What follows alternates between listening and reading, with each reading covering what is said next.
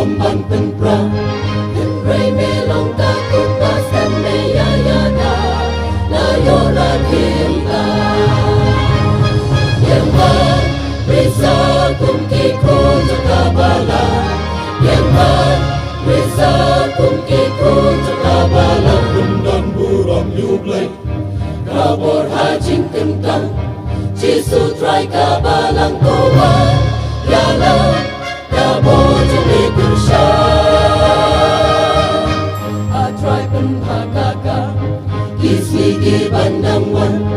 walang chong mito ay batan ng roy ng sa tunang kasyan mami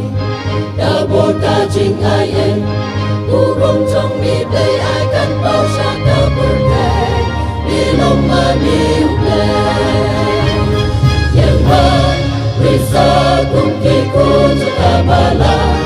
yang bar risa kumki kunja kabala kundan buram yublay kabor hajing kentang Jisu try kabalang kawan yalah kabor juli kursya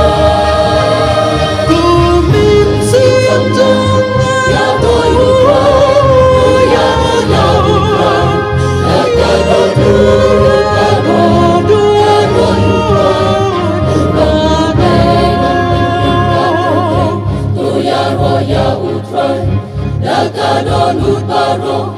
play bakraw por halor baro.